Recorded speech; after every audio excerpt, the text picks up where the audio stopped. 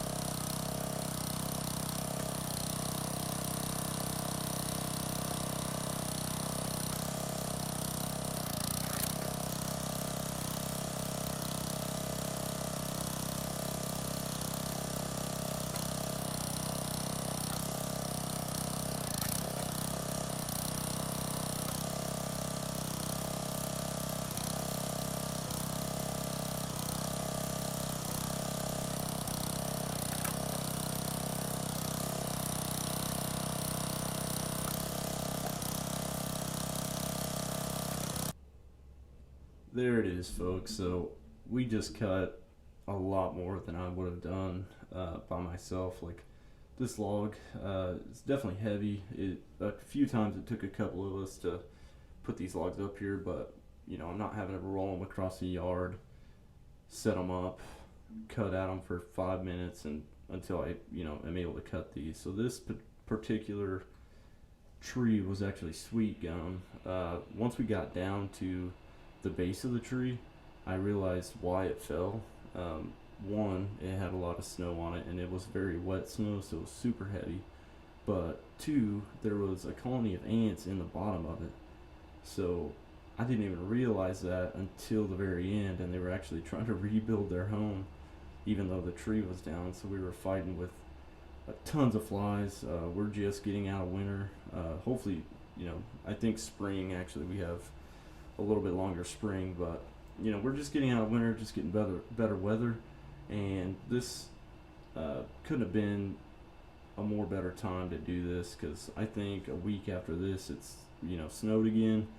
So I'm glad we kicked ass this time and got it knocked out. So as you can see, he's just one man splitting a log up super easily. So I'm definitely going to invest in one of these. I can't not, with all the trees that I have to clear out on this ranch. So a few ideas that I have moving forward for the ranch. We're actually, I have quite a few. One of them, like I said earlier, is going to be bees. Number two, I want to introduce like a little bit of smithing, kind of sharpen my skills in something else, take something else on. Eventually I want to build like a smithing area up by the pond, and we're going to have to build it up with some dirt and then put some rock down as a base and build it from there. I want it to be kind of, I don't know if most of you guys know what Whiterun is from Skyrim, but I want it to be like that. So if you can, just look it up and it'll make a lot more sense. But we're gonna hopefully put in like a piece of metal pipe below that and turn it into like a storage area. And I think instead of the first idea that I had for a root cellar is gonna turn out pretty good like that. So it's just gonna be a pipe in the ground under my smithing area, and it can also double as like a storage area for my smelting stuff that I also want to get into. My wife and I recently wanted to get into bees as well, and with it being spring, we're wanting to get something together and get it set up pretty soon. So we just got 2 goats that we're going to introduce on the YouTube channel pretty soon. There's a lot of things moving forward. Like, we're going to have so much more stuff. We have a lot to do with these goats. So we kind of got blessed a little bit with a little building for them. It was already on our property, and on top of that, my wife's mother gave us a old dog kennel that she had, and we put that together and used it as like a run for the goats temporarily until we get our fence built. So we're not going to make that take too long, because we want them to free range and kind of clear the land over there. We also built our raised garden beds, which will be in a later video. I should be getting that out pretty soon. But the fence idea is going to be a pretty big project, because I have to clear the barbed wire. I have to remove the barbed wire and all the posts. I've decided I'm going to go with 4x4 posts that are 8 feet.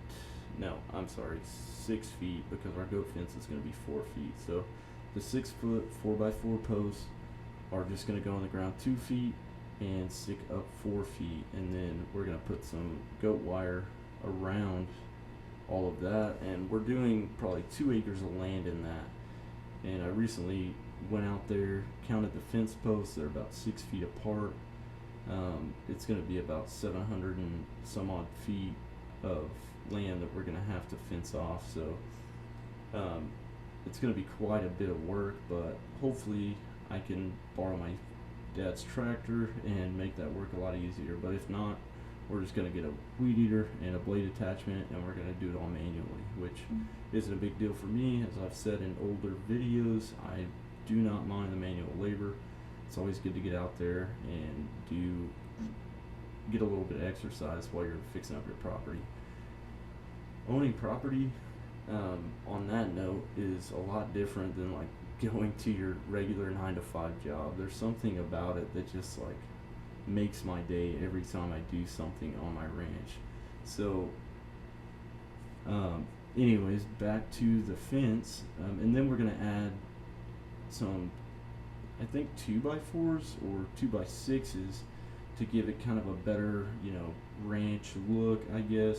And it'll also add a little bit of support in there. So I'm super excited to get that project started, and hopefully you guys are following along and get to see it too. We have a lot going on, but we definitely want to make it all happen. We have a few goals this year. One for me is going to be getting that fence done, getting more goats, getting a beehive, and I think long term for the beehive, I want to create a bee house, which is basically like if you can picture how a post office is set up, it's kind of like that. So you can go into a building and you open the bee boxes from the back and you can extract your honey like that. But there's a lot of equipment and things that go into that, so that is going to be long term. But we can at least get a bee box and go to a bee crash course and just learn how to do it, and then build that big setup, and it should take off from there. We're also, this year, we want to get a few more goats. I don't think we're going to go too crazy, but definitely learning the 2 that we have now is going to be very important. But we're wanting to expand there and clear all of our land using some goats. And our chickens, we plan on getting more chickens as well for the egg production, and also just to diversify the breeds that we have, because we want to have different egg productions throughout the year. So our Brahmas are better during the winter, so we're going to get some summer layers. Rome wasn't built in a day, so we're going to get them from chicks, and we're going to expect them to lay in roughly 4 or 5 months. The next thing, we are going to be building some goat pens, and it's like a little goat house. I'm wanting to get 4 goat houses built in a way that allows the water to flow off of them into like a little pool area that would provide them with water throughout the duration of rain that comes down, or whatever you want to call it. So we're just going to collect that water, and they'll have drinking water all the time. So hopefully that works out pretty good. But like I said, we're going to keep you updated. I'm super motivated to get this ranch going. I'm more than happy to share everything with you guys, and I hope that y'all like our content and don't mind subscribing to our channel, because we're going to be doing a lot this year. One last thing that we're going to get started is our garden. So we're going to do some raised garden beds, and we're also going to plant some stuff in the ground, which we mainly just want to see which one we like more. So if we end up liking the raised garden beds more, we're obviously going to put some more of those in, but there's no telling. I don't think that Tori has gardened a whole lot, and neither have I, so we're going to be learning quite a bit along the way. We're going to run into a lot of failures, and hopefully we can just learn from that and make a better one next year. But that's pretty much what it's about when you're starting a homestead from scratch and you haven't really done a lot of homesteading. You're going to fail a lot, and you're going to learn a lot, hopefully. If you don't learn a lot, then you might be in a little madness situation. So definitely follow along. I appreciate every one of you guys, and we'll see you on our next episode, which should be one of 2 things: either us installing a well pump or us building our garden beds. So like and follow. Thank you. Bye.